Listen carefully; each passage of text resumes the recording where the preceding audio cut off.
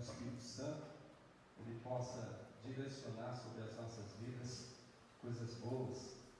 Amém? Mas antes de entrarmos na palavra, gostaria que você fechasse os seus olhos, mesmo em casa.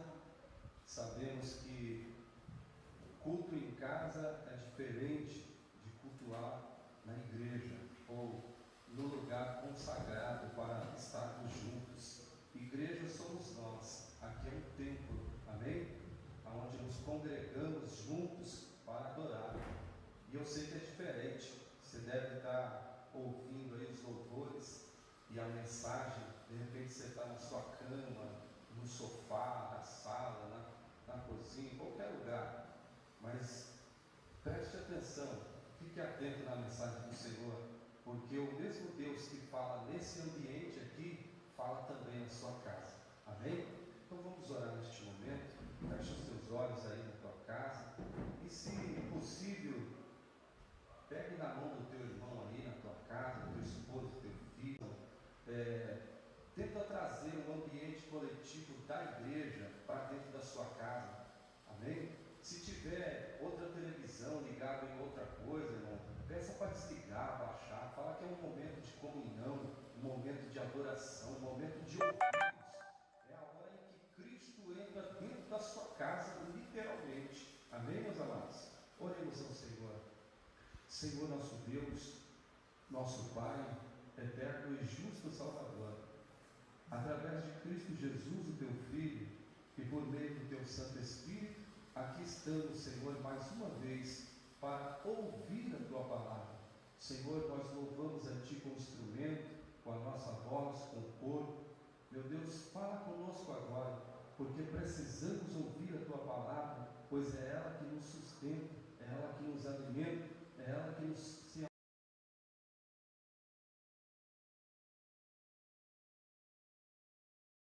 assim eu posso ministrar a tua palavra com tudo aquilo que o Senhor já me deu, passar para todos que neste momento estão nos ouvindo agora, e que eles sejam cheios e convencidos do teu Espírito Santo.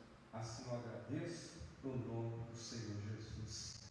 Glória a Deus. Amém? Se você for corajoso aí na tua casa, aí você pode dar um glória, 2 glórias, 3 glórias, e bem altão, de preferência para que o teu vizinho possa ouvir. Amém? Mas abra sua Bíblia comigo aí, em Mateus capítulo 12, Evangelho de Mateus capítulo de número 12.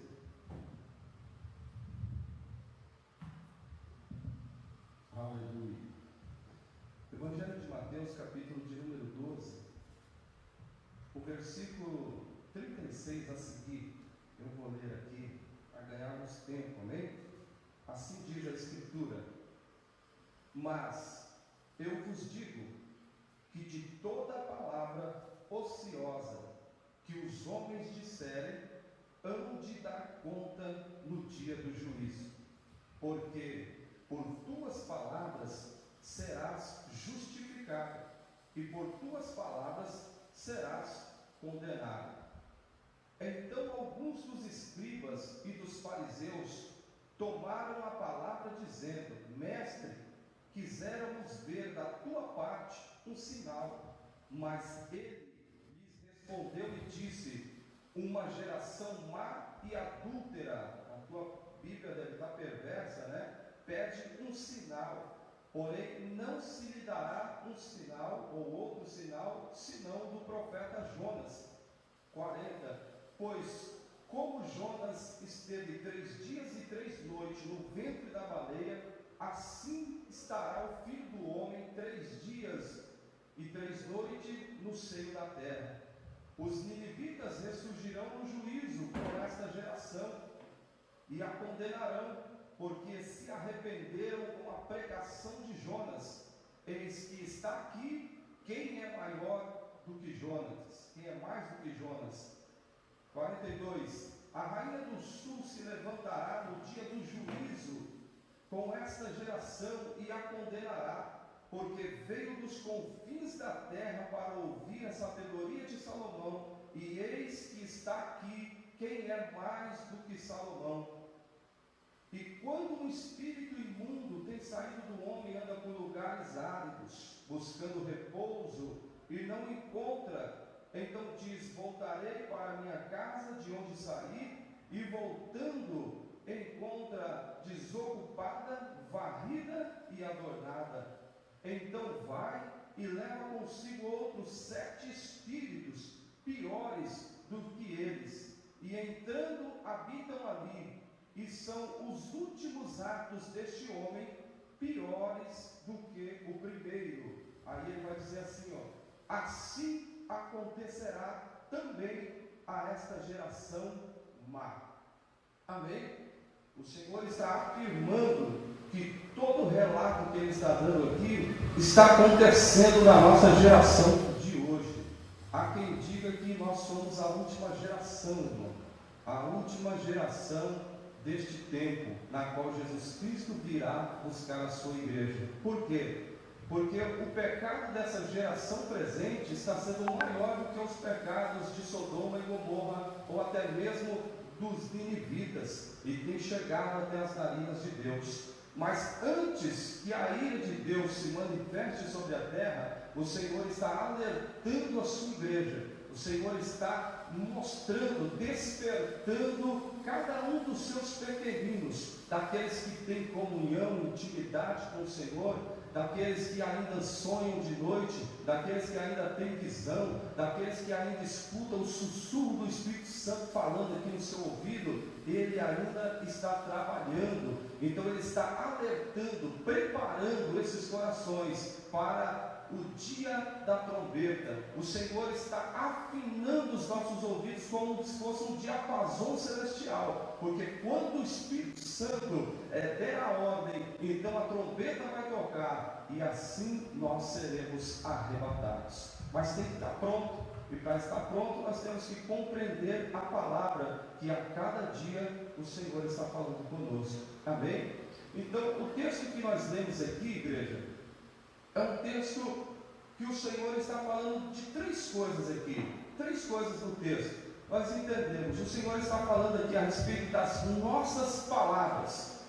Todos nós daremos conta de cada vírgula que nós falamos. O Senhor está falando aqui no texto em que lemos que nós seremos julgados e justificados por aquilo que falamos. O Senhor também está falando do tempo em que vivemos, ou seja, o tempo oportuno que nós vivemos hoje é um tempo onde nós constantemente pecamos, mas constantemente nos arrependemos e o Senhor nos perdoa. Então o Senhor está falando das nossas palavras, do tempo de arrependimento e também do juízo que virá. Então são 3 coisas que nós vamos tratar nesse texto aqui hoje, porque dessas 3 coisas depende a nossa vida. Bem, sabemos pela Escritura que qualquer juízo de Deus não é para esta época, não é para este tempo. Todo juízo de Deus é para o dia da tribulação, quando a igreja não estiver aqui na terra, e também para aquele que já morreu, já dormiu no Senhor. Então aí sim, esses ressurgirão um dia para assim prestar conta no juízo de Deus. Mas até então,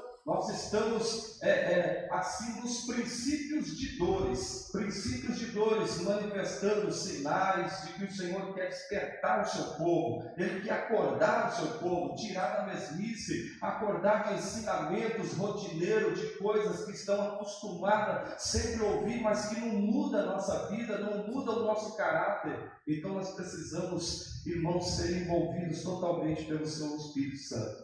Amém? Então entenda uma coisa: existe a palavra de Deus na nossa boca com poder, e a palavra do homem que é sem poder algum. Então, que palavra nós estamos ouvindo? Qual é o tipo de palavra que estamos ouvindo, que estamos absorvendo, que estamos colocando dentro do nosso coração? Qual o tipo de palavra? Porque em Isaías 55:11 está escrito assim: porque toda palavra que sair da minha boca não voltará para mim vazia, mas antes fará com que seja realizado tudo quanto assim foi ordenado, irmão. Então essa é a palavra de poder. Por quê? Porque Isaías estava profetizando a respeito de Cristo Jesus. Então ele diz: toda palavra que sair da minha boca não voltará vazia. O que Jesus falou, o que Jesus pronunciou, isso sim aconteceu, irmão.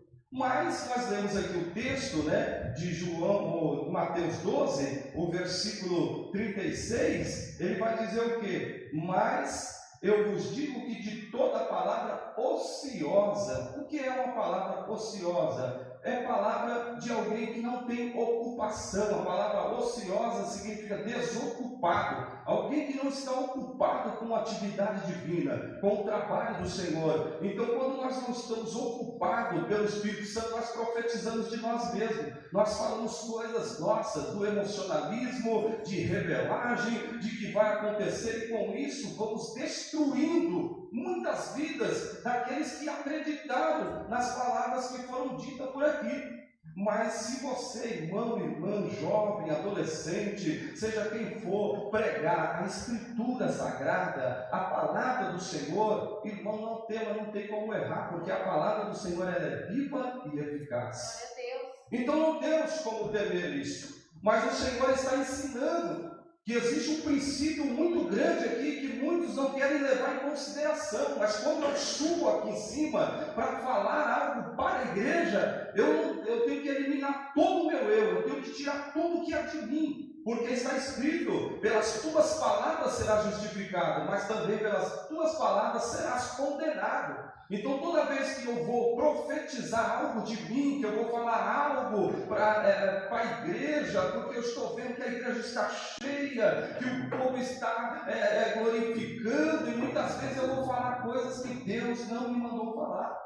Então nós temos que se concentrar, queridos, na palavra do Senhor, porque aqui está escrito, Isaías 55:11, assim será a palavra que sair da minha boca. Qual a palavra que sai da minha boca? É essa que o Senhor tem nos dado diariamente, é essa que nós estamos estudando, que temos lido, é essa palavra que estamos sempre pregando. Por quê, irmãos? Porque senão não tem como nos arrepender e seremos réu de juízo. Como assim, pastor, réu de juízo? Observe que no versículo 24 aí de Mateus, os fariseus vão entrar em juízo agora. Por quê? Porque eles vão pronunciar uma palavra contra o Senhor Jesus Cristo, que essa palavra será cobrada no dia do juízo.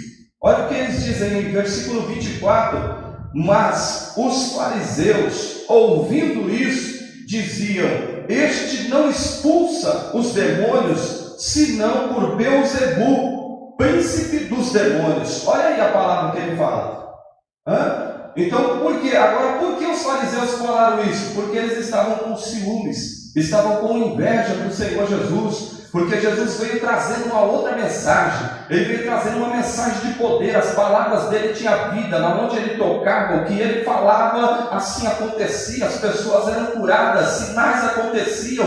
E em contrapartida, os fariseus guardavam mandamentos de Moisés, guardavam a lei, mas não existia sinal, não existia milagre, não existia cura, não existia ressurreição e nem vida. Eles guardavam ali as coisas, e Jesus várias vezes chamava eles de hipócrita. Jesus chegou a chamar eles de sepulcros calhados, falou que a boca pronunciava, mas o coração estava vazio. Então Jesus está declarando que eles são apenas palavras vazias, mas que Jesus tinha a palavra de vida, porque Ele é a vida. E quando eles aqui agora vão pronunciar essa palavra, dizendo: olha, Ele expulsa por boca do Beelzebu, príncipe dos demônios. Então agora eles entram em juízo. Por que entram em juízo, irmão? Porque o juízo, tanto para eles como para nós, não é para agora. O juízo é após a morte. Assim está escrito em Hebreus capítulo 9, versículo 27. Ao homem está ordenado morrer uma só vez, vindo após isso, após morreu, aí já está pronto para o juízo. Não é que você já morreu, já se apresenta no juízo, não, porque lá em Daniel capítulo 12, o versículo 2, se não me falha a memória, está escrito que muitos dos que dormem no pó da terra ressurgirão, uns para a vida eterna e outros para a vergonha e desprezo eterno. Então significa que morreu, acabou a oportunidade de arrependimento, acabou a oportunidade de chance. Por isso, o Senhor Jesus está enfatizando as palavras que falamos agora, as palavras que dissemos, e não é só dentro da igreja não, viu, irmãos? Você tem as nossas palavras, ela traz com ela o nosso testemunho. Se a palavra de Cristo é vida, que está lá em Hebreus, porque a palavra do Senhor é viva e eficaz, então a nossa também tem que ter, porque nós temos o testemunho de Cristo Jesus. Então, quando eu falo, a minha palavra tem que ter peso. Não significa que tudo nós acertamos, mas quando se refere às coisas de Deus, no caminho do Senhor, então a palavra tem que ter peso. E muitas vezes nós temos palavras só dentro da igreja, que é testemunho. Aí quando chega em casa não tem testemunho. Quando chega no emprego não tem um testemunho. A palavra da minha boca não consegue converter os meus amigos, aqueles que estão do meu lado, porque são palavras vazias, porque eu tenho um mau testemunho. Então é isso que Jesus Cristo está tratando aqui com o seu povo, né? Está tratando ali naquele momento, porque os fariseus estavam constantemente perseguindo Jesus, perseguindo o Senhor Jesus. Mas observe, no versículo 38, Jesus vai dizer assim: então alguns dos escribas e fariseus tomaram a palavra dizendo: mestre, quisemos ver algum sinal da tua parte. Eles estão procurando Jesus agora e desafiando Jesus, falando: Senhor, mostra um sinal, nós queremos ver um sinal. E muitas vezes é assim que você está se sentindo aí na tua casa, principalmente nesses dias onde não sentimos o calor um do outro dentro da igreja. Aí você está aí na sua casa todo desanimado, talvez ouvindo a mensagem agora, cabisbaixo, falando: ixi, Deus agora esqueceu de todo mundo, não sinto mais alegria. Talvez está assim, querendo: Senhor, me mostra um sinal, me mostra que o Senhor está aqui, que o Senhor está fazendo. E Jesus vai enfatizar para os fariseus, dizendo assim, ele vai dizer assim, uma geração má, uma geração adúltera pede um sinal, e não haverá outro sinal, senão o do profeta Jonas. Por que ele está falando do profeta Jonas? Ele está falando de ressurreição, irmão. Jesus Cristo está falando da sua morte e da ressurreição. E aqui eu quero abrir um parênteses em duas coisas para nós. Há muitos cristãos hoje que crê na morte do Senhor Jesus Cristo, que crê só naquele Cristo pendurado na cruz, que sofreu, que padeceu, e todo mundo fala da cruz de Cristo, e esquece da ressurreição de Cristo. Porque se Cristo não ressuscitou, toda a obra é em vão. Se Cristo não ressuscitou, a minha vida nunca seria salva, a tua família nunca seria liberta, resgatada. Então nós temos que agradecer ao Senhor pela morte, mas porque Ele ressuscitou. E quando Jesus está dizendo aqui, é o único sinal que será dado do profeta Jonas, então ele está dizendo, Jonas esteve 3 dias no seio da terra, eu também vou estar no seio da terra. Jonas esteve no seio da baleia, né, no ventre. Mas eu vou estar também de igual forma no ventre da terra 3 dias, e quando ressuscitar, então terei todo o poder e o domínio. Jonas não ressuscitou, Jonas nem morreu, ele só esteve no ventre de um peixe e foi considerado como um ventre do inferno, né? Mas Jesus Cristo sim, ele morreu e ressuscitou no 3º dia. Então ele está falando, se vocês querem um sinal, acredite nesse sinal. Se vocês pedem qualquer sinal, então vocês têm que crer nesse sinal, porque o Senhor está dando ele. Então eles estavam ali pedindo, e aí Jesus vai dar 2 exemplos, que isso aqui é muito forte. Ele vai comparar, né? Ele vai falar sobre a pregação de Jonas, na qual os ninivitas se arrependeram, e vai falar da sabedoria de Salomão, na qual uma mulher, rainha de Sabá, diz que veio distante, de longe, para escutar a sua sabedoria. Só que aí Jesus vai falar para eles assim, por quê? Porque Jonas faz parte do Velho Testamento, faz parte da lei. Salomão também. Então os fariseus sabiam disso, mas aí Jesus vai falar assim, aqui está quem é mais do que Jonas, aqui está quem é mais do que Salomão, quem é maior. Por que ele está falando isso, irmão? Porque quem é o profeta Jonas? Um profeta. Ele falava e as coisas aconteciam. Deus ordenava, falava para ele profetizava e assim cumpria. Veja só que a palavra verdadeira na boca do profeta, ainda que o sentimento dele esteja contrário, porque o de Jonas era assim, ele não queria pregar para Nínive, ele queria que todos morressem. Mas o Senhor deu a mensagem para ele teve que pregar, e ele pregando, o povo se arrependeu. Eles ouviram a voz. Então, não era Jonas pregando, mas o Espírito do Senhor falando pela boca dele. Essa é a palavra de poder. Então, Jonas hoje é comparado, irmão, com aquele pregador que entrega a revelação, a irmã que entra no mistério, entrega a mão para os outros, que fala que, olha, esse que o Senhor está preparando aí um carro, uma viagem, tu vai para onde, depois não dá nada certo, acaba com a tua vida, você acaba sendo destruído por uma profecia que você acreditou e não teve resultado. Então, Jonas aqui, o Senhor está falando, eu sou maior do que o profeta Jonas. Por quê? Porque a palavra de Jesus Cristo nunca caiu em descrédito. A palavra do Senhor é poderosa.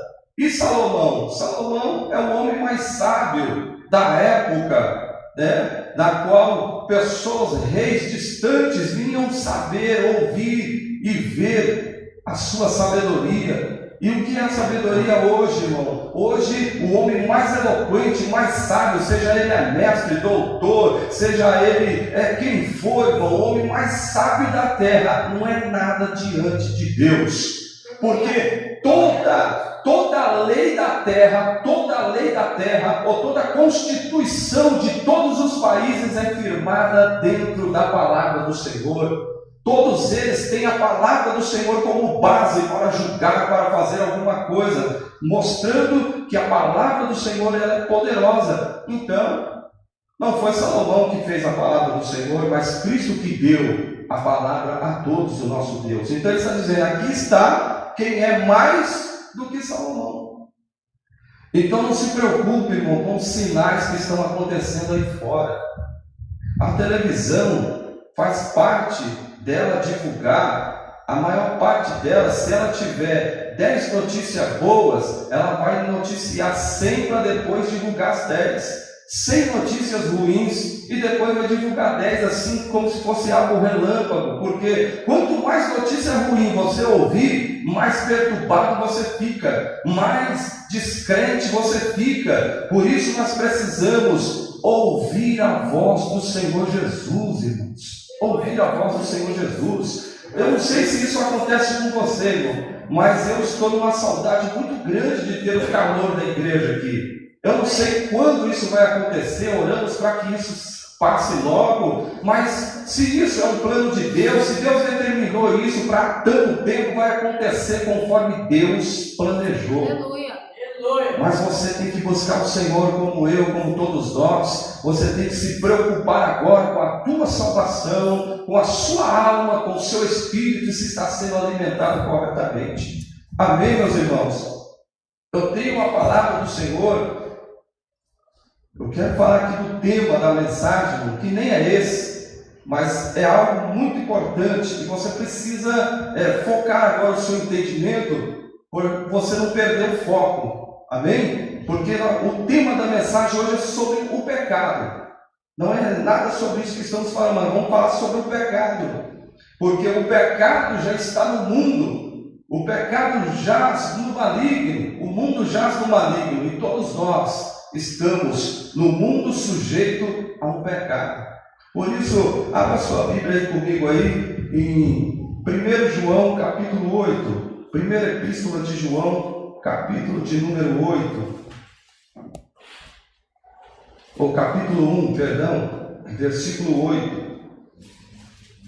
Primeira Epístola de João, capítulo 1, o versículo de número 8. Está escrito assim: se dissermos que não temos pecado, enganamos a nós mesmos, e não há verdade em nós. Versículo 10: se dissermos que não pecamos, fazemos-nos mentiroso e a sua palavra não está em nós. Então preste bem atenção, igreja, porque são duas coisas que não podemos negar. Nós temos pecado e nós pecamos. Você está me entendendo aí em casa? São duas coisas que o crente não pode dizer: que não tem pecado e que não peca. Porque aqui o texto diz, versículo 8: se dissermos que não temos pecado, enganamos a nós mesmos, e não há verdade em nós. Se dissermos que eu não peco, você já é mentiroso, não existe a verdade de Cristo em você. Aí o versículo 10 vai falar assim: se dissermos que não pecamos, ou seja, eu não tenho pecado e eu não peco, nós não podemos falar isso. Mas eu quero declarar no nome do Senhor Jesus Cristo, porque hoje o Senhor me revelou isso, irmão. E talvez isso seja um motivo de muitos crentes fracos, doentes, que dormem. Porque muitos estão atraindo para dentro da sua casa, abrindo porta, abrindo janela, para que Satanás entre com espírito de enfermidade, de luta, de briga, de ódio, seja do que for, adquirindo legalidade, direito dentro da sua casa. E você ora e fala: Senhor, por que isso aconteceu? Deus está falando agora, revelando pela sua palavra, é porque você abriu a porta para ele. É porque você deixou ele entrar. Como assim eu deixei ele entrar? Eu estou orando, eu estou jejuando. Eu vou explicar aqui no texto. Porque duas coisas não podemos falar, igreja do Senhor: é que não pecamos e que não temos pecado. Mas você pode declarar e com força dizer assim: eu não sou pecador. Ah, pastor, mas é agora baralhou a mente. Como assim eu não sou pecador? Sim, igreja, você não é pecador. Porque o texto está nos afirmando que nós cometemos pecado e que nós temos pecado, mas que eu não sou pecador. A Bíblia me garante que eu não sou pecador. Eu vou provar aqui com vários textos bíblicos que o motivo de Satanás muitas vezes entrar na nossa vida é porque nós ficamos declarando coisas ruins para a nossa vida. Ou você nunca ouviu esse ditado: ah, eu tenho uma doença, ah, eu tenho uma diabetes, ah, eu tenho um câncer, ah, eu tenho isso. Você não tem nada, mulher de Deus, homem de Deus, você não tem nada. Isso faz parte do pecado que rege o mundo, da situação do tempo em que nós vivemos, que somos sujeitos a ele. Mas conhecendo a Escritura, eu rejeito todo o mal, porque Isaías 53 está escrito: ele levou na cruz. Jesus na cruz tomou toda a enfermidade. E tem mais: o castigo da enfermidade, a dor da enfermidade não pode subsistir na minha vida. Agora, eu não posso negar que eu sou pecador, que eu peco, perdão. Eu não posso negar que eu peco, eu não posso negar que o pecado também está em mim, mas eu posso rejeitar o título de pecador. Por que, pastor, rejeitar o título de pecador? Porque está escrito, vamos ler aí um texto bíblico, João capítulo 8, Evangelho de João, capítulo 8. Nós vamos ler alguns textos bíblicos aqui para confirmar. Evangelho de João, capítulo 8, versículo 44. Olha o que diz aqui. Jesus vai repreender os fariseus, dizendo assim: vós tendes por pai o diabo, e quereis satisfazer a sua vontade, porque ele foi homicida desde o princípio, e não se firmou na verdade, porque não há verdade nele. Quando ele profere mentiras, fala do que lhe é próprio, porque é mentiroso e pai da mentira. Então vamos compreender o texto. Quando eu falo que eu tenho pecado, é uma coisa. Quando eu falo que eu cometo pecado, é outra coisa. Mas quando eu digo que sou pecador, eu estou dizendo que eu sou filho do diabo. Por quê? Quem peca, irmão, quem é pecador, a palavra pecador é um ato contínuo. É pessoa que peca agora, peca amanhã e depois, e vive no pecado, acumulando erro, acumulando falha, acumulando tudo que é ruim. É pecador, esse é pecador. Eu e você não. Nós temos pecado e nós pecamos, mas não somos pecadores. Amém? Eu não sei se você está compreendendo aí, mas vamos chegar lá. Porque eu não sou pecador, eu rejeito isso, irmão. E eu estou falando isso hoje porque o Senhor me revelou pela palavra. Porque quantas vezes eu já preguei, quantas vezes já orei, quantas vezes já falei: ah, Senhor, perdoa porque sou pecador, Quantos de nós já oramos assim, já falamos isso? Então, quando eu declaro que sou pecador, eu estou declarando: eu sou do diabo. Porque eu estou em ato contínuo pecando. Mas se eu orar, como está escrito aqui: Senhor, eu peco. Senhor, o pecado já está em mim. Eu quero me esforçar. Jesus falou isso. Vigiar e orar, e o espírito está pronto, mas a carne é fraca. Ele está dizendo sobre o pecado. A nossa carne nos impulsiona a cometer o erro, a cometer a falha. Mas qual é o elo de ligação? Lá em João, na onde nós lemos, Epístola de João 1, nós lemos o versículo 8 e o versículo 10. Mas quem faz a ponte entre o 8 e o 10 é o 9. E o 9 está escrito assim: se confessarmos os nossos pecados, Ele é fiel e justo para nos perdoar. Ou seja, o que difere o crente que tem pecado e que peca do pecador? Porque o crente que tem pecado e peca, ele se arrepende, o Espírito Santo dentro dele constrange a alma dele, ele fica abatido, ele fica entristecido, chega até a ficar doente, irmão.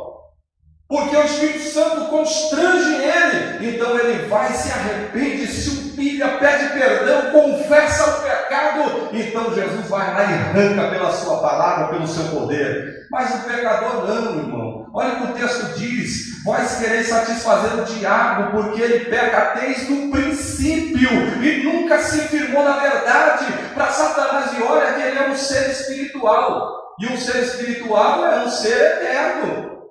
Então ele tem muito tempo fazendo cometendo esse pecado, fazendo coisa e não se arrepende. Então o pecador é aquele que comete sempre o pecado, mas não se arrepende. Então, no nome do Senhor Jesus Cristo, se essa palavra está entrando na tua alma, no teu coração aí, se arrependa nessa noite, porque o Senhor é poderoso para apagar todos os seus, os meus, os nossos pecados. Amém? Então é preocupante, irmão. Por quê? Voltamos lá para o texto de Mateus. Voltando para o texto de Mateus, existe aqui, o Senhor Jesus parece que agora ele vai sair, desvirtuar a conversa que ele está falando e entrar em outro caminho. Ele está falando das nossas palavras, ele está falando do tempo de arrependimento, ele está falando do juízo.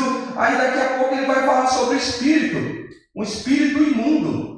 Eu li, eu falei, meu Deus, o Senhor Jesus está falando uma coisa, daqui a pouco ele vai para outra. Então ele está falando aqui, Jesus está falando, ensinando sobre o tempo de juízo sobre as nossas vidas. Olha o que diz aqui: direito adquirido. Versículo 44, agora eu estou em Mateus 12, versículo 43, né? Quando o espírito tem saído de um homem, anda por lugares áridos, buscando repouso. Então observe, igreja. Quando o espírito sai de um homem, por que ele saiu? Porque alguém entrou.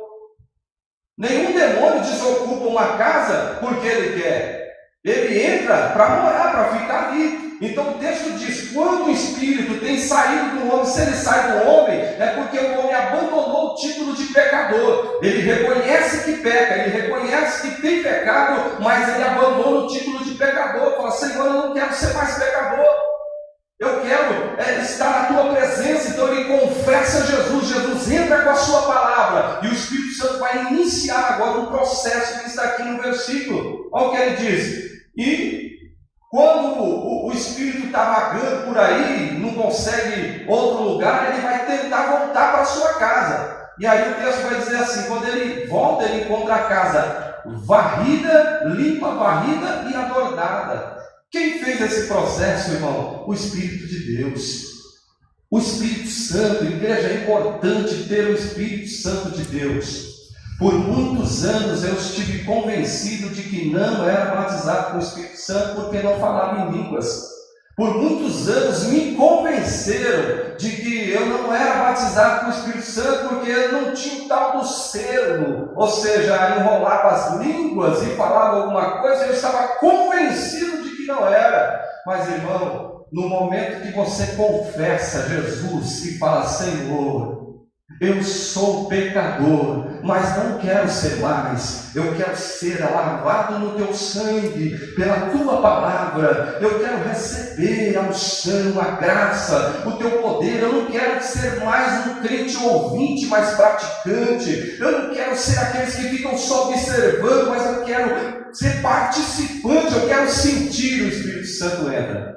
Porque está escrito: se com o teu coração tem, com a boca, palavra, confessar, então o Senhor entra. Entra como? Pelo Espírito Santo. Então naquele momento você já está batizado, irmão.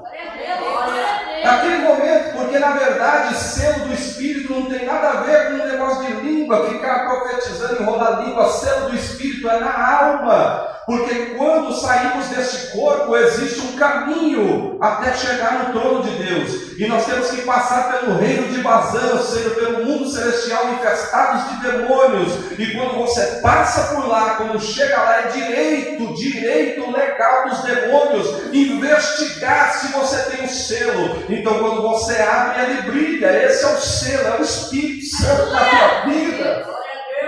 Então não se engane, não existe esse negócio, porque eu não enrolo línguas, não falo isso, irmão. Tem tantas pessoas que não falam línguas, mas são homens e mulheres de Deus. Se Deus quiser, se o Senhor quiser, se o Espírito Santo quiser, Ele vai te usar, você vai profetizar, vai falar em línguas, vai rodar, vai interpretar sonhos, vai ter visões, vai ter tudo que Ele quiser, mas se Ele quiser. Então não se preocupe com isso, porque o Senhor é fiel para trabalhar na tua vida. Amém? Mas pastor, se eu tenho pecado, se nós cometemos pecado, então é justo falar que sou pecador.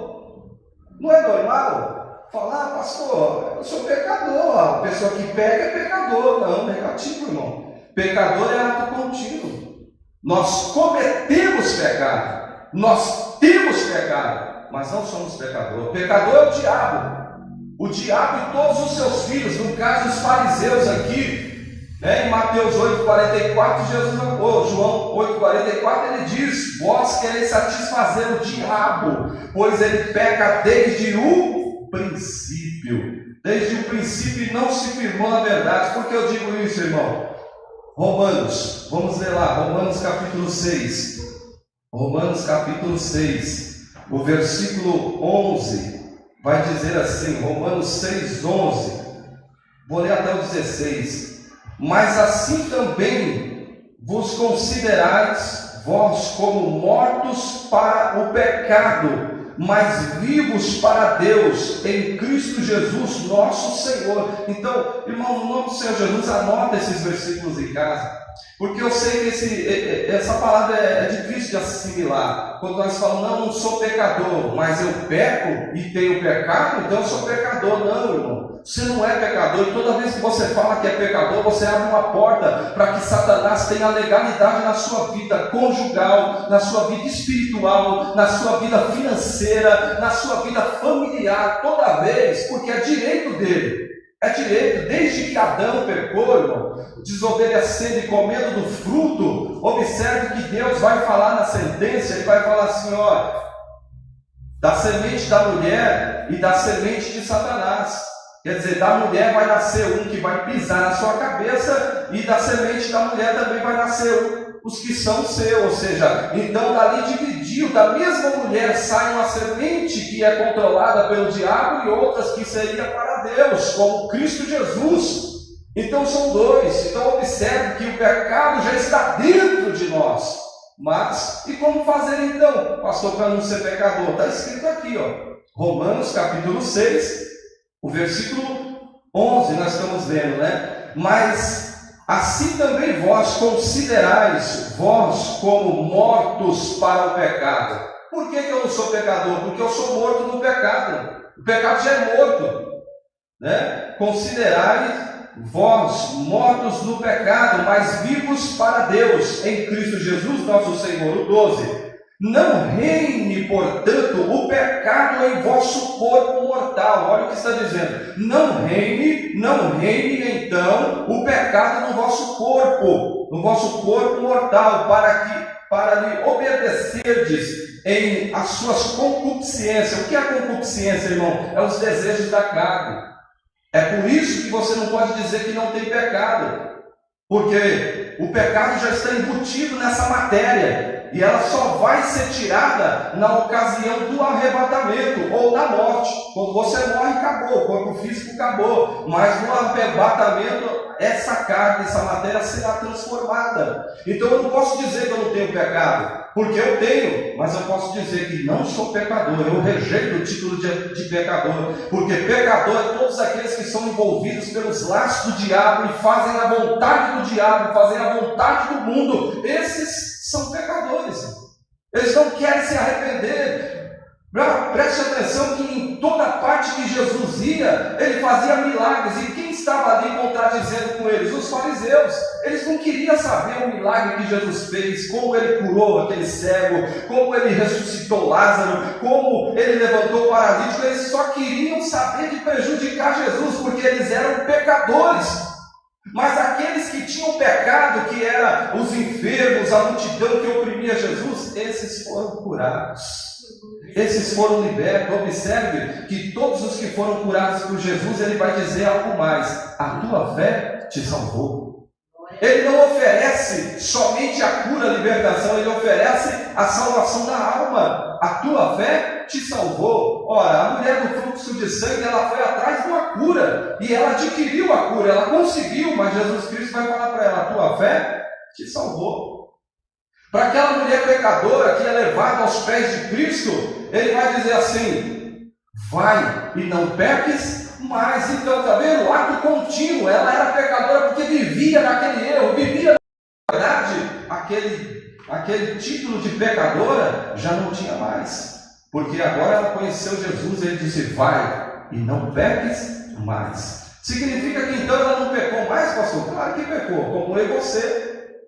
Tem dia que você amanhece aí de boa, cumprimenta todo mundo naquela paz, naquela alegria, mas tem dia que você já está chateado, irado, maltrata.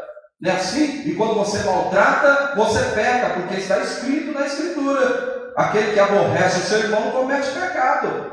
Então, por isso nós somos réus de juízo? Não, porque isso é um pecado que está em nós. Por isso que lá na epístola diz: eu não posso dizer que não peco e que não tenho pecado, mas eu posso dizer: eu não sou pecador.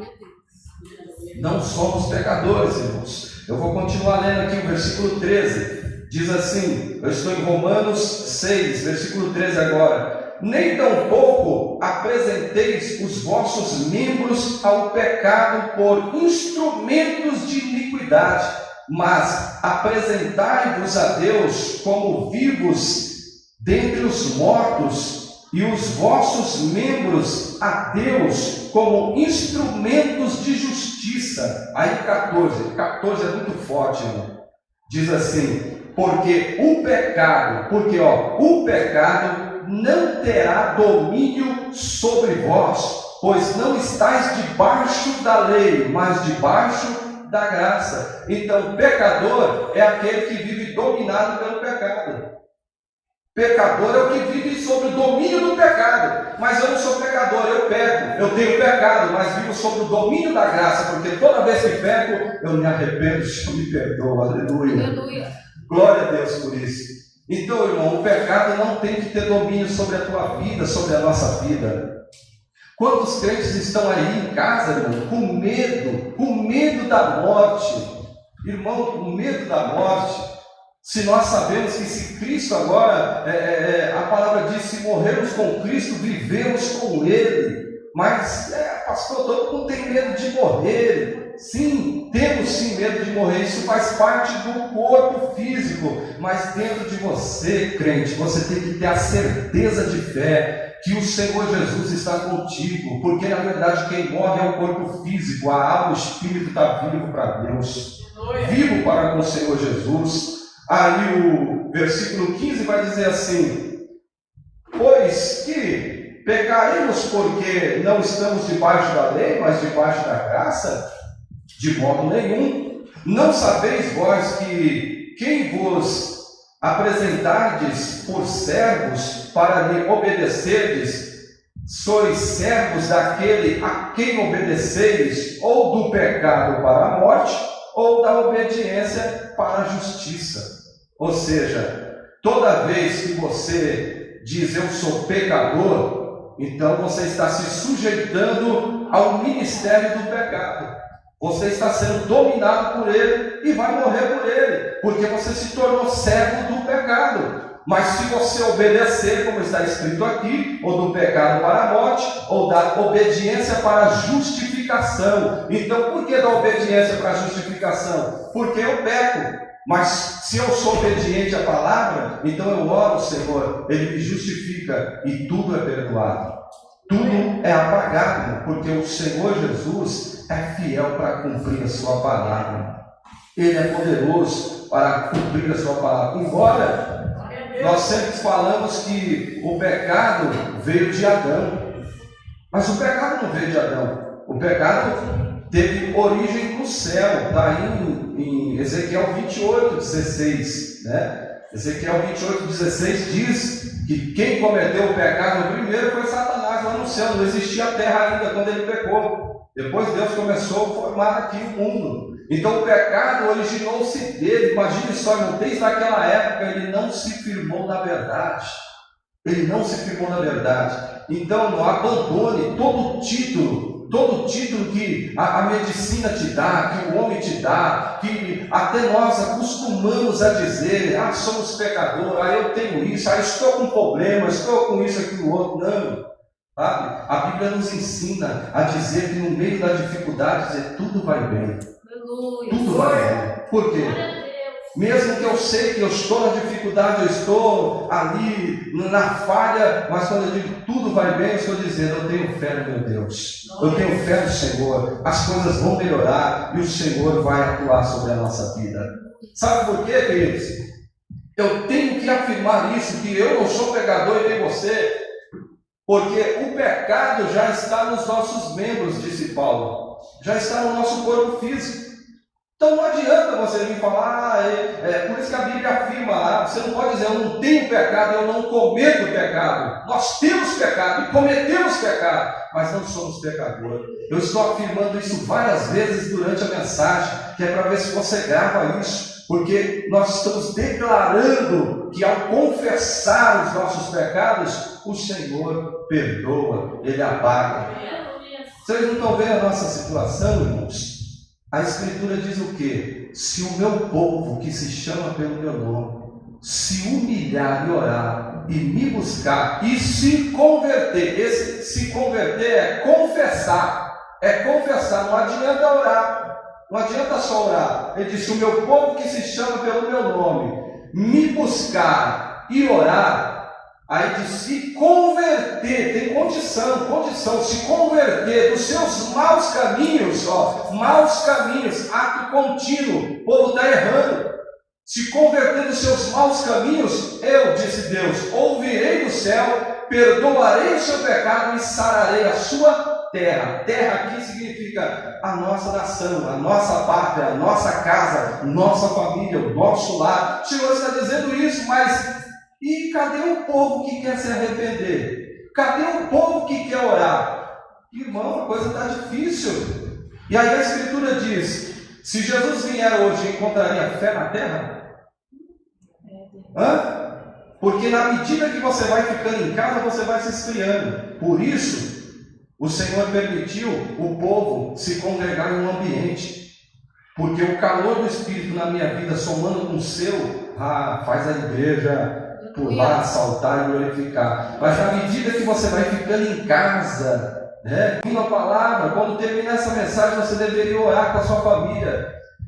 Nós deveríamos buscar o Senhor. Aí você já vai esperando, ou acaba logo a mensagem, vai vir tela quente, tem outro filme aí, não sei o que, para assistir. Ou talvez você está de olho no celular, mas na televisão está passando outra atividade. Você não está dando nem crédito para a palavra que está sendo ministrado, mas ela de alguma forma está entrando no coração de muitas pessoas, e aquele que der crédito, o Senhor vai salvar. Aleluia. O Senhor vai livrar. O Senhor vai libertar. Romanos capítulo 7, o versículo 23 diz assim: mas vejo nos meus membros outra lei, que batalha contra a lei do meu entendimento e me prende debaixo da lei do pecado que está nos meus membros. Então, não adianta, nós temos pecado. e nós pecamos, mas não somos pecadores. Não somos pecadores. Eu afirmo isso, porque o Senhor falou fortemente comigo. Quantas vezes eu orava: Senhor, eu sou pecador, miserável pecador. Eu não sou pecador, eu peco, eu tenho pecado, mas eu sou justificado no sangue do Cordeiro, e não aceito nada na minha vida sem que seja a bênção dele.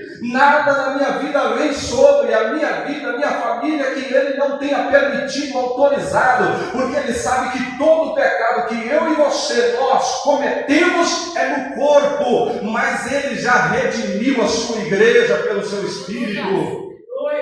Porque todo o pecado da culpa Jesus pagou lá na cruz, irmãos. É o pecado que diz lá Romanos 3,23: todos pecaram e destituídos, ou seja, longe de Deus.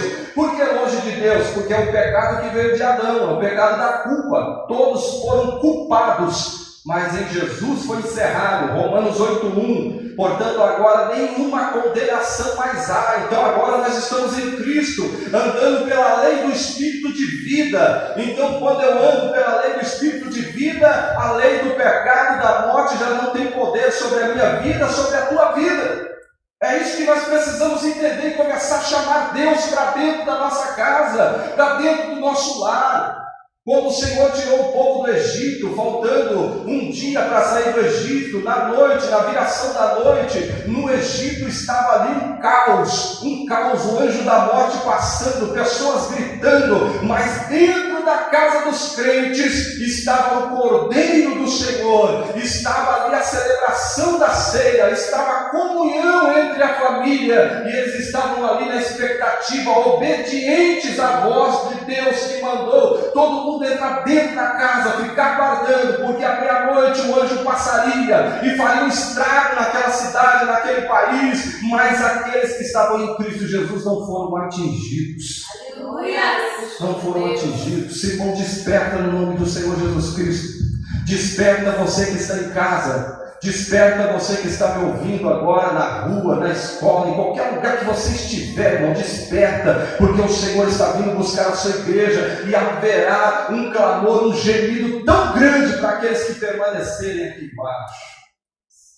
Eu fico imaginando aqueles que pregam, aqueles que cantam, aqueles que adoram. Jesus arrebata a igreja, você fica, meu Deus, vai ser uma dor tão grande, irmão, maior do que a dor de quando o seu namorado te abandonou, de quando a sua esposa te abandonou e foi embora, maior do que um sentimento estar na sua igreja, de haverá um clamor, um gemido tão grande para aqueles que você está sepultando, velando alguém da sua família. Aquela dor não tem remédio que possa estancar aquela dor, senão o tempo. Mas quando Jesus levar a sua igreja, irmão, vai ser um desespero, porque não vai ser só você chorando de lamento, mas vai ser várias vozes clamando: aonde está aquele povo? Aonde estão os irmãos que oram, os irmãos que buscam? Aonde estão aqueles irmãos? Já foi, não tem mais, solução, foram embora. Eu quero concluir essa ministração aqui nessa noite, não só trazendo para a tua vida, né, o sentimento de alerta, mas trazendo para você também a solução, porque o Senhor denuncia os nossos pecados, sim, mas Ele nos dá a direção para sair deste caminho errado, deste caminho falho, deste pecado que constantemente estamos cometendo, sendo falho em sua presença. Então, veja só, na epístola de João, como nós falamos aí, a chave da libertação está no versículo 9. O Senhor vai dizer: se confessarmos os nossos pecados. Se confessarmos os nossos pecados. E a dificuldade é que muitos não querem confessar o pecado, irmão. Sabe? O que vai arrastar o crente ou qualquer pessoa para o inferno não é o pecado no corpo, mas é o pecado na alma. Porque em 1 Coríntios, né, as cartas da igreja de Coríntios, não me lembro agora do versículo, mas Paulo vai falar assim: todo aquele que se prostitui, ele peca contra o seu próprio corpo. Contra o seu próprio corpo. Mas quando você peca E o pecado é na alma, é diferente. Quando você peca contra o seu próprio corpo, você destrói o seu corpo. Você não está destruindo ninguém. Mas quando você peca e o pecado fica na alma, e qual é, pastor, o pecado na alma? É o rancor, é o ódio. O pecado na alma é a falta de perdão. O pecado na alma é aquilo que você odeia, você não perdoa e espera o tempo passar. O tempo passa, aí você volta a falar com o irmão, com a irmã, como se nada tivesse acontecido, mas não houve confronto. O que é o confronto? O confronto que está aqui, se confessar os pecados. Então você precisa ir ter com o irmão, com a irmã, confessar o pecado, confessar o que você sente por ele, por ela, isso aqui, para que aquele ódio, aquele sentimento seja arrancado e vá embora. Mas o que eu vejo, muitos crentes deixam o tempo passar e aquele sentimento que foi ferido, machucado, ele permanece. E quando ele permanece, ele não fica no corpo físico, irmão, ele fica na alma. E é esse sentimento que vai te arrastar para o abismo, é esse sentimento que vai te levar para o inferno, porque não há perdão. Se confessarmos os nossos pecados, irmão, o Senhor disse: eu vim trazer a minha oferta na igreja, eu tenho que deixar ela no altar. E eu me lembro não, o Espírito Santo me faz lembrar: ó, você está com sentimento aí, ó, entristecido com tal irmão, eu tenho que voltar. Ele diz: deixa a tua oferta, volta, se conserta com o teu irmão, e depois vem e traz outra oferta no altar. Observa o texto, ele diz: deixa a tua oferta, se conserta e traz outra oferta. Então, por quê? Porque se consertando com o meu irmão, aquele sentimento vai embora. E você sabe que isso é certo, independente da palavra do Senhor Jesus, porque muitos já teve essa experiência. Você está ali com ódio do irmão, da irmã, mas quando você consegue conversar, por mais que no primeiro momento aquele conflito, mas depois um se entende com o outro e acaba aquela conversa, não é aquele sentimento de alívio, não parece que isso é um peso das costas, porque você confessou. Mas hoje está cheio de enfermos na fé, porque cheio de pecado acumulado, cheio de doença, não perdoou, olha com indiferença, desobedientes, rebeldes, e aí é só acúmulo de erros e de falhas. E onde o Senhor Jesus diz que nós temos que nos humilhar em sua presença a cada dia, confessar os nossos pecados diariamente, porque Ele é fiel e justo para perdoar os nossos pecados. Provérbios 24:16 diz assim: o justo erra, o justo cai 7 vezes, mas nas 7 vezes Deus o levanta. Mas o ímpio não, ele erra, ele cai, ele morre, porque não tem quem levanta. Se o justo cai 7 vezes e as 7 vezes são perdoados, porque o Senhor está constantemente nos guardando. Então lembre, irmão, você peca, você tem pecado, mas você não é pecador. Abandone o título de pecador, porque pecador é o diabo que vem pecando desde o princípio, e toda vez que você se sujeita ao título de pecador, eu tenho pecado, eu tenho enfermidade, eu tenho isso, não, abandone. Ainda que esse pecado constantemente esteja ali nos seus membros, te levando a cometer o pecado, te levando a fazer o erro, mas o Senhor é fiel para te perdoar. É fiel para te perdoar. Eu vou ler o último texto, último versículo, aí na Epístola de João. Vamos voltar lá, Epístola de João, no versículo 3, se não me falha a memória, deixa eu ver aqui, capítulo 3, 1 João capítulo 3,